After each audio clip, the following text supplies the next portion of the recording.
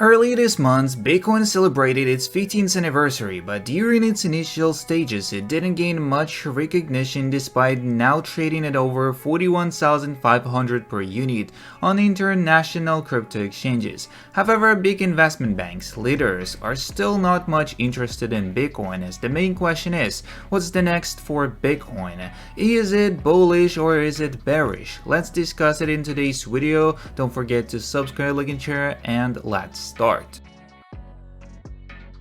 So first of all, we're starting with some bullish news, but all I'm going to say, if we look through all of those posts, some people are bullish, some people are bearish, and no one knows shit how and what will be on the Bitcoin market. Some people look at a previous cycle, some people look at the positions right now, and everybody has a different opinion, and you can see what is actually true.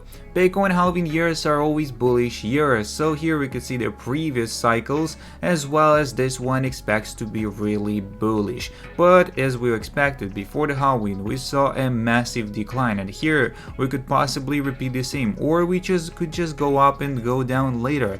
It's still not the same, it's still different. Yeah, in the long-term position it will be bullish for sure, but what's happening on the short term we can't say. Also, stick to the plan, are you?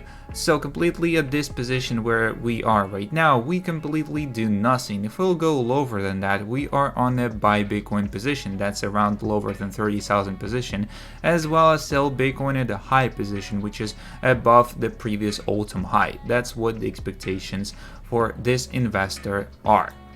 Next up in, $1 trillion giants like BlackRock and are pouring billions into Bitcoin. We're on the brink of a wealth explosion. New millionaires will be minted left and right in the next 2 years, and most of them will be my followers. This isn't just a trend, it's just a future knocking on your door.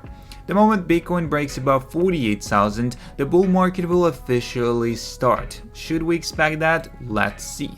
Virginia State Senator Salim proposes bill to protect the right to mine Bitcoin as self-custody and run a node.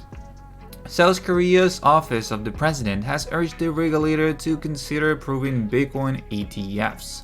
Also, BlackRock and Fidelity now hold more than 64,000 Bitcoin worth $2.6 billion. They are buying 433 million Bitcoin every day on average.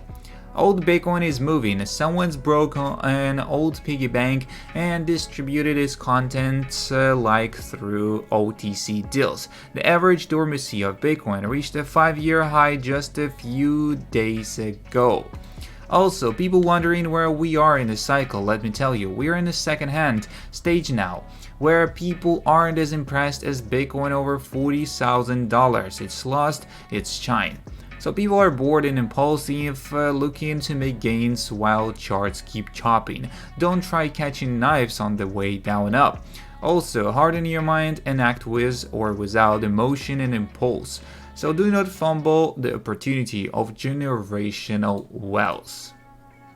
I ran some calculations on the Bitcoin adoption rate based on the S-curve theory and the Bitcoin price. Here are the results. Current price of Bitcoin 40k, current market cap 800 billion, estimated market saturation point 10 to 15 trillion dollars. Adoption rate mimicking the adoption rate of the internet. Bearish, market saturation point of 10 trillion USD. Early adopters, current 10% adoption 43,000, early majority 5 years 34% adoption $86,000, late majority 10 years 68% of adoption 172k price, and laggards 15 years from now 100% adoption 345,000 at the lowest. Bullish market saturation point of 50 trillion USD. Early adopters 43,000, early majority 121k, late majority 341k, and laggards almost $1 million per single Bitcoin. So that's what we have right there. Bitcoin news: as Bitcoin price down, Ethereum surpassed Bitcoin in NFT sales. Bitcoin price at the 41,000 after a bearish week, and currently the Bitcoin price is trading defensive above the 41,000 after a week-long decline. And whales on a leading crypto exchange have closed their leverage positions, which has led to a significant increase in USDT reserve. This strategic move by whales led to a 21% decline in open interest on Bitfinex, signaling that a Bitcoin price could extend losses, as Bitcoin is struggling to keep its head above volatile waters on Monday morning, trading at 41,000 and after its value fell last week. The decline is open interest by large wallet investors, popularly known as whales, coupled with an increase in their Tether USDT reserves on Bitfinex, suggests that the downward trend for Bitcoin price could extend in the short term. So open interest declined in Bitcoin, as Grayscale's Bitcoin sale is unlikely to have driven the Bitcoin price lower, and profit taking is likely to be the driver. Crypto market participants track the moves of large wallet addresses on derivatives exchanges like Bitfinex, since this helps determine the direction of Bitcoin price in the short term. And according to the FX Street, whales on the Bitfinex have closed these leverage positions, and open interest in Bitcoin has declined by nearly 21%. That's all the news we got on the Bitcoin so far. If you're interested in more, today will be way more, so don't forget to subscribe, like, and share. See you in the next one, and peace.